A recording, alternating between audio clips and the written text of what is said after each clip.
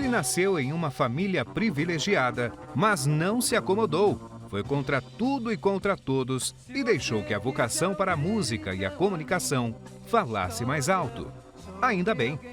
Seu carisma ultrapassa décadas e públicos e o transformou numa unanimidade, seja cantando, seja apresentando programas. O Trajetórias de hoje tem o privilégio de contar em primeira pessoa a história do príncipe Rony Von.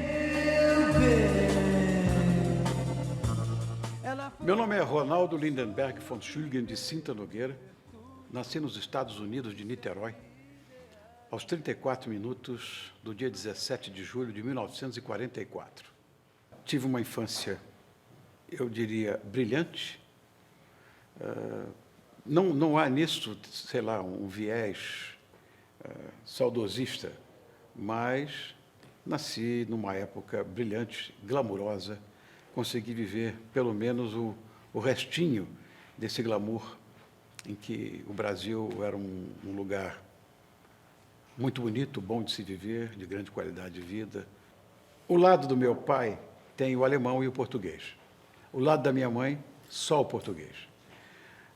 O lado alemão vem de um lugar em que hoje, lamentavelmente, para desespero de todos nós, hoje pertence à Polônia.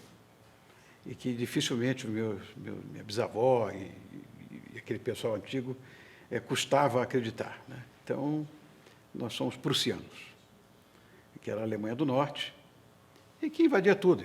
A Prússia ia até Berlim e tudo, era um negócio gigantesco. Mas depois das guerras, não da franco-prussiana, mas depois da Segunda Guerra Mundial, a Prússia foi para o espaço e ficou tudo ou Alemanha ou Polônia. Então, a origem da nossa família é de Danzig. O lado português da família nasceu em um dos patrimônios da humanidade. Nós somos de Sintra, e a minha família usa, inclusive, o Sintra no sobrenome, e esse Sintra é do século XII, minha família é de 1154. Quando eu falei conservador, eu estava falando da verdade. O lado da minha mãe também é português, e são do norte de Portugal. Então, está feita a minha etnia aí completa. Se você quiser ouvir, então, a minha história sobre alguém a quem eu muito amei, só direi que ela deixou sua imagem ilusória no meu coração que eu fechei. Eu fui criado para ser o sucessor do negócio da família, que eu não gostava. Continuo não gostando. Fiz uma carreira acadêmica com um curso que eu também não gostava. Eu não gosto muito de números. Eu gosto das coisas mais empíricas, enfim. Enfim, essa história da música nasceu da seguinte maneira. Meu pai era ministro plenipotenciário em Londres, trabalhava na Inglaterra. Auge dos Beatles. Os Beatles sendo lançados no mundo inteiro, naquela Beatlemania, e ele trazia os discos dos Beatles antes de sair no Brasil. Isso significava, Júlio, você ter ideia, 6 meses no mínimo. De 6 meses a 1 ano, era uma maluquice. Fez com que um grupo se aproximasse de mim com interesses outros. Chamava Brazilian Beatles. Era uma banda cover que fazia muito sucesso no Rio de Janeiro, que eu fui criado no Rio, e fechava-se os olhos e estávamos ouvindo os Beatles cantando. Meu pai trazia os discos e eles ficaram sabendo, nos envolvemos afetivamente, os amigos, aquela coisa toda, e começamos a ensaiar juntos, brincando. E um desses Brazilian Beatles, que era o Eli Barra, morreu prematuramente, um menino ainda, com um problema cardíaco. Ele investia muito nessa história. Rapaz, você não pode perder essa oportunidade, vem para a música com a gente, vem. E eu me entusiasmei com aquela história, mas não levei muito a sério. Porque eu fui criado num ambiente em que, se você não te fizesse um curso de arranjo, regência e composição, você não era músico. Aí vem essa coisa da formalidade de uma família conservadora. Eu não tinha feito isso, eu só ouvia e gostava, e boa noite. E, de repente, eles me convidam para um mingau. O que é o mingau? No Rio de Janeiro, não sei se aqui em São Paulo tem isso. Mingau é uma matinê feita num nightclub, em que não pode ser servida bebida alcoólica, e é de tarde. Domingo à tarde, 2h da tarde, a gente morava em Copacabana, saía da praia um pouco mais cedo, tomava um banho e tal, e ia para o Little Club, no Beco das Garrafas, na Rua do Vivier, lá em Copacabana. Ouvia as bandas de garagem, era rock o tempo inteiro. E numa desses mingaus, eu fui convidado pela banda Brazilian Beatles. Fui para lá. Com a minha namoradinha, tomando coquetel de frutas, porque não podia beber álcool. E no gargarejo, de repente, o Eli Barra disse, aqui está o Rony, o show dele, para no meio do caminho, é o Rony, o pai dele contou, o pai dele é diplomata, traz o disco para a gente, lá de Londres, não sei o quê. E, olha, ele canta muito bem, esse cara manda bem. Eu vi que ia sobrar, saí. Me pegaram, me trouxeram para dentro, me jogaram. Quando eu digo jogaram no palco. Caí de 4, uma coisa pavorosa de se ver. E aquela coisa da vergonha, só tinha amigos e tudo, me levantei. Eles começaram a tocar uma música, eu havia ensaiado com eles, e eu cantei. Era uma música do filme Help. Chamava-se You've Got to Hide Your Love Away. Quem cantava era o Lennon, inclusive, o John. Ninguém conhecia. Era de um ineditismo absoluto, porque ia chegar no Brasil 6 meses depois, junto com o filme, que chegou quase 1 ano depois, o filme Help. E era um cineasta que eu amava, Richard Lester, um documentarista maravilhoso. Eu comecei a gostar de Beatles, inclusive, por causa do A Hard Day's Night, o filme que ele fez aqui. Bom, eu acabei, aplaudiram, eu me senti um astro. Desci do palco lá, que era pequenininho, e tinha um jovem diretor de gravadora que foi assistir.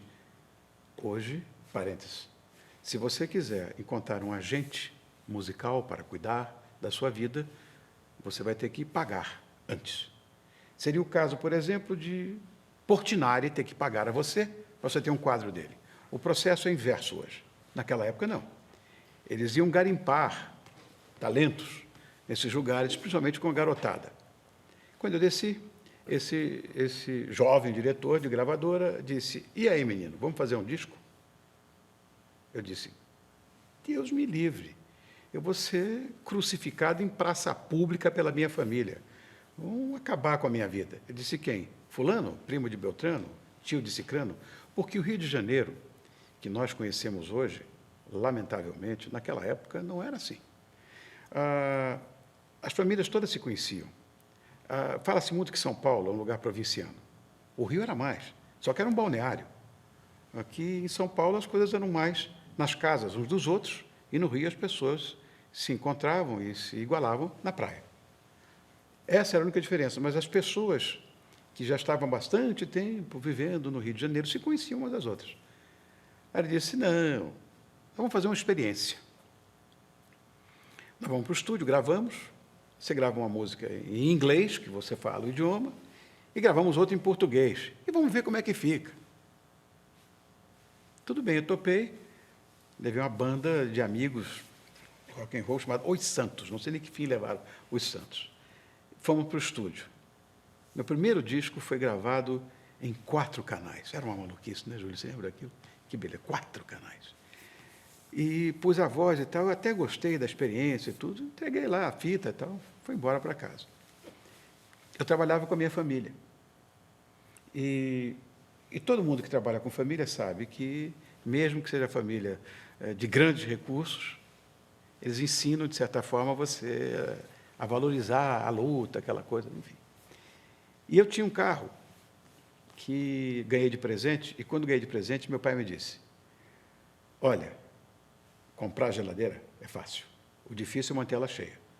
Fui entender isso a duras penas, porque eu não tinha dinheiro para botar gasolina. Então, você batia com o seu carro em mim e quebrava tudo, que eu era duro como uma pedra. Trabalhando com a família e com um cargo que me deram. Eu recebi o cargo de diretor adjunto. Sabe o que é isso? Nada. Absolutamente nada. Eu era um boy. E a família da dona do negócio era um boy da... Enfim. Demais foi sempre o nosso amor, mas o destino quis nos separar. E agora que está perto o dia de você chegar,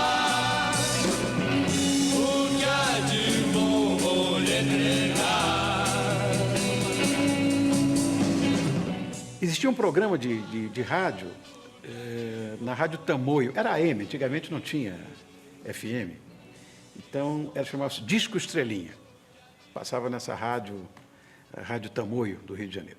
Nesse dia, almocei, nunca mais me esqueço, voltei para o escritório e de lá fui embora para casa. Lá vou eu, Rádio Tamoio. Disco Estrelinha, o disco que começa a brilhar. Eu cantando. Eu não acreditei naquilo. A minha perna, eu falo isso até hoje, ela começou a tremer. No acelerador, encostei no meio-fio, eu tinha passado já o primeiro túnel, ia passar no segundo túnel aqui para Copacabana, o túnel do Pasmado. Ali onde tem aquele Canecão, o Shopping Rio Sul, enfim, ali. Eu encostei, a gente podia encostar antigamente no meio-fio, o guia, né? Encostei ali do lado para ouvir a minha música. Aquela emoção, é uma coisa absolutamente indescritível. Eu até achei muito esquisita a minha voz, mas é aquilo mesmo. Cheguei em casa, liguei para todos os meus amigos, que todos eles ouviam esse programa todos os dias. Ninguém ouviu. O Meu Bem foi lançado como lado B. You've Got to Hide the Love Away era o lado 1, o lado 2. E eu tinha me esquecido completamente disso, porque eu não tinha esse disco. E quem me deu de presente esse compacto, inclusive, com capa, porque lançava uma coisa meio envelopada. E tem uma história muito curiosa sobre isso depois. Porque o jovem diretor de gravadora era o João Araújo, que era amigo da nossa família. Ele teve um filho muito famoso, né, que foi o Cazuza.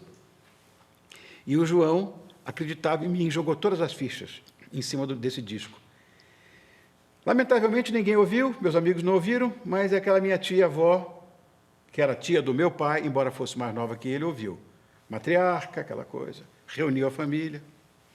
E o filme vocês conhecem. Onde foi que nós erramos? O menino vai jogar o nome da nossa família na lama. Criamos uma cobra para nos picar. Você imagina? Como eu me sentia menor naquela situação. Enfim, tive que passar por essas agruras. A única pessoa que me deu talvez uma força. Meu pai não foi tão radical. Ele só disse o seguinte: se é dinheiro que você está procurando, imagina, dinheiro. Eu era sucessor de um negócio bastante interessante. Mas meu pai disse: se é dinheiro que você está procurando, por que você não vai ser jogador de futebol? O nível cultural é o mesmo. Quer dizer, a história era me dissuadir mesmo disso. A minha mãe, que não era cabeça coroada, que é a família do meu pai, mas o pessoal da minha mãe eram mais simples. Aqueles imigrantes que deram certo, que tiveram uma vida muito confortável, alentada, com dinheiro e tudo, mas tiveram uma origem muito humilde. E minha mãe tinha uma visão muito europeia dessa história. Eu me lembro que na minha casa, o picadinho do jantar tinha sido o bife do almoço. Sobrou, aproveita, porque isso aqui era a terra do desperdício. Muito bem. Minha mãe um dia teve uma conversa comigo. Eu, no auge do meu desespero, ela chegou e disse: meu filho, você não tem que provar nada a ninguém, a não ser a você mesmo. É isso que você quer? Se você acha que só pode se realizar profissionalmente assim, siga esse caminho, tente ser o melhor. Eu só tenho que concordar em uma coisa com a família. Eu disse: o quê? De fato, este não é um ambiente para cavalheiros. Meu Deus do céu. Olha que coisa antiguinha, né? Tão bonitinho isso, anacrônico até. Eu fui descobrir, inclusive, isso a duras penas, não era mesmo. Mas eu me apaixonei por isso e meu pai me disse: tudo bem, quando a gente faz o que gosta, corre o risco de não trabalhar um único dia da vida sequer. E o Alain Trossard, que era o presidente da gravadora, da Philips, Polydor, Polygram, enfim, não acreditava muito nesse trabalho. E o João Araújo, acreditando tudo que podia e mais alguma coisa. E o Alain Trossard passava todo dia, na sala do João e dizia: João, hoje seu protegido vendeu muito, 2 discos. Voltava no dia seguinte: João, hoje seu protegido estourou, vendeu 8 discos. E o João, imagina como ele devia estar, né? Aí um dia ele passou na sala do Alain e disse: Alain, eu estou em absoluto desespero. Meu protegido vendeu Só 150 mil discos. Foi aí que eu ganhei a capa, porque era aquela coisa do envelope. Nós chegamos na época, nesse compacto, era um número bastante expressivo na época. Nós chegamos a 750 mil compactos. Aí resolveram fazer o long play, eles chamavam. Amada, onde estiver, quero tão pra mim. Ainda quero sim, seja em que tempo for, marcado pelo amor. Volte pra mim, volte correndo. Tranquei a vida.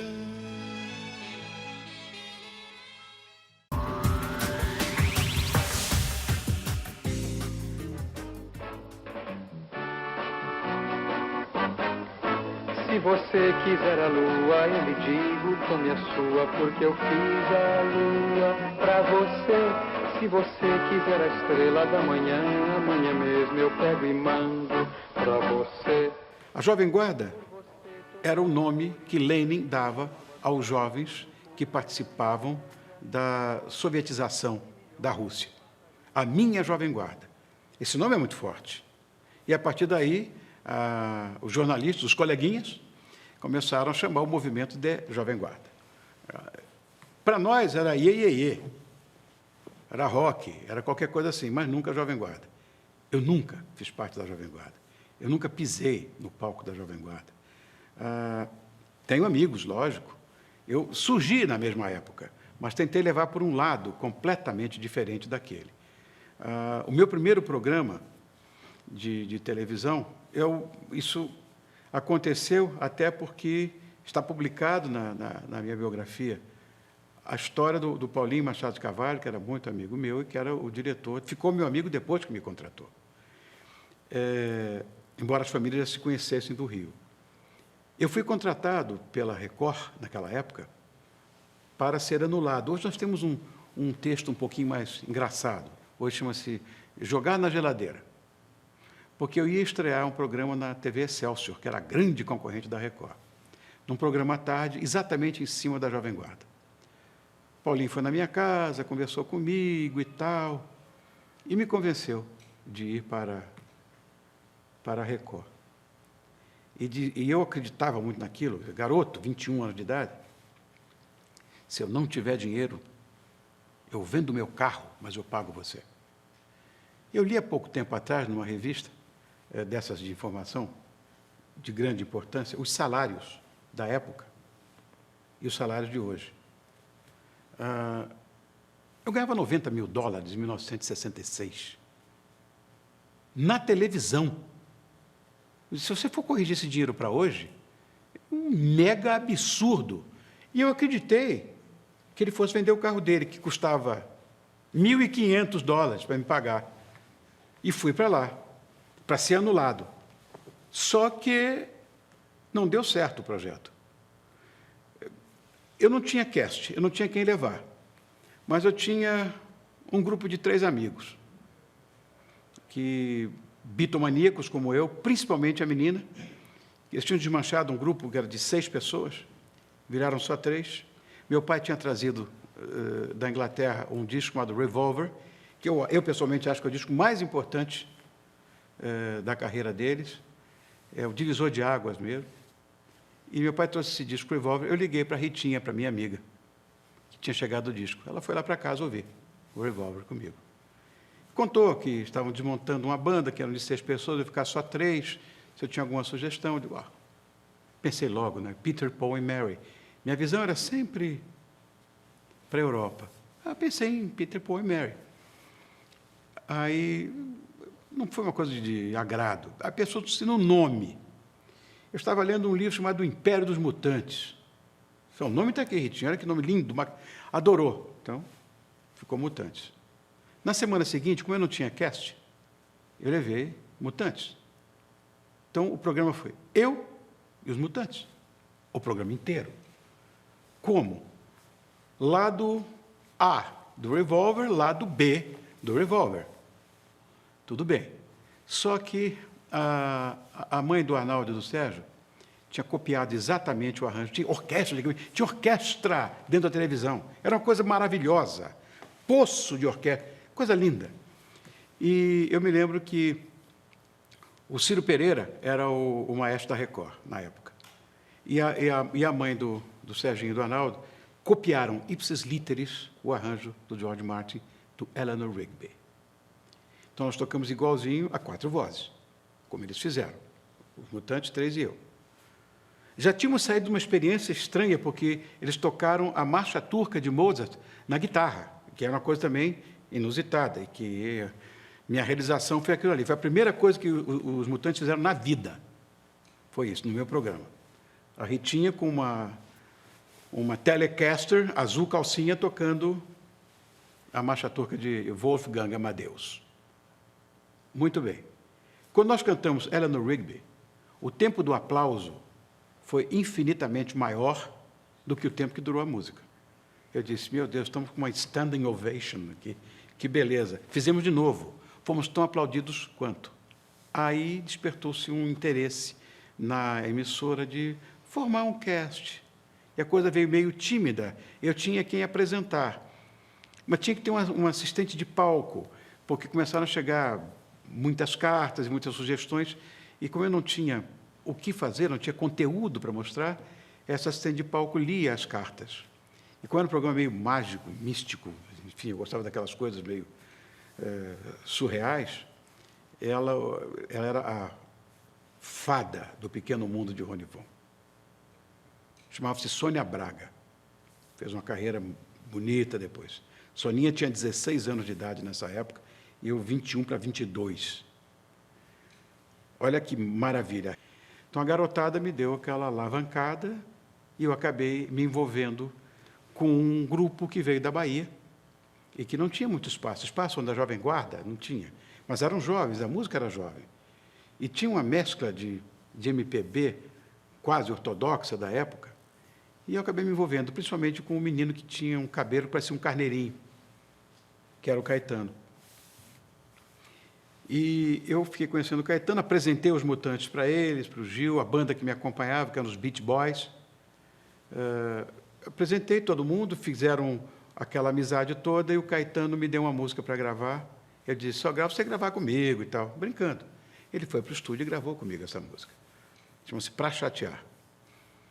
E foi quando eu conheci, ele me mandou uma fitinha gravada, aqueles gravadores de fita, fitinha na tralha assim. Rony, não sei mais o que fazer, já gravei 3, 4 vezes, enfim. Mas o estribilho está pronto. Eu juro que ela é bonita. E quem faz o estribilho, quem canta o estribilho comigo é Gracinha. A rosa vermelha é do bem-querer. Essa música ele me deu. E gravou junto comigo. A Gracinha, que fazia o coro, era Gal. Não tinha ideia do que fosse. Aí foi Gal, foi todo mundo para o programa. Ele também. Foi aí que houve o meu envolvimento com a Tropicália. Na sala da minha casa tem um jarro sobre a mesa. Dentro do jarro uma rosa. Gosto da rosa vermelha. Não sei se a rosa é de rosa, matéria plástica ou pano. Foi minha mãe, minha madrasta, quem pôs ali faz um ano. A rosa vermelha é do bem-querer. A rosa vermelha e branca hei de amar até morrer.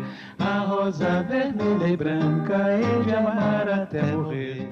Porque eu desisti de gravar discos em 1997, eu desisti dessa história, de gravação de disco, de show, de tudo, parei com isso, fiquei só com televisão. E eu tenho que confessar, né, eu estou aqui de coração aberto, rasgado de uma vez, né, porque tenho profissão de vitrine, eu não escondo nada, eu não bloqueio nada, não censuro nada, minha vida está aberta para quem quiser vasculhar. Se você tem profissão de vitrine, tem que estar sujeito a levar pedrada. Então, tudo bem, parei, não quero mais saber de música, por causa disso, embora, paradoxalmente, a música tenha me dado tudo. Vamos dizer, materialmente e emocionalmente, o que eu tenho na minha vida, eu devo à música. Eu continuo perdidamente apaixonado pela música. Para te ser muito sincero, eu sinto falta de cantar dentro de um estúdio. Quer dizer, é a oportunidade que eu tenho de criar. Ou quando eu estou compondo a música, ou quando eu estou dentro de um estúdio gravando. Isso me faz mais feliz. Agora, um check-in, banda de 11 músicos, técnico de som, segurança, confusão, voo que atrasa, dormir na sala VIP do aeroporto, chegar no lugar, equipamento pifar. Não tem uma estrutura. Eu já sou um tiozinho. Então, resolvi parar com isso. Eu tinha um sósia que saía pela porta da frente, eu saía pela porta do fundo, ou vice-versa. Todo mundo corria para ele, aí eu saía. Roupa igual a minha, cabelo, tudo igual. E com óculos escuros, ninguém, quando chegava, via que não era eu, voltava, eu já tinha ido embora. Porque não tinha carro para entrar dentro da televisão antigamente, era na porta mesmo. E nesse dia ele não foi. E eu saí pela porta que eu imaginei que não tivesse ninguém, porque estava todo mundo esperando na outra. Me viram. A polícia fardada, os seguranças, todo mundo, ninguém conseguiu conter. E eu fiquei nu, como Deus me criou, na sarjeta. Quando eu digo nu, sem meia, sem cueca, levaram toda a minha roupa, ainda queriam levar cabelo, um desespero, era uma coisa de uma agressividade. Um amor desse, eu vou dizer, até dispenso.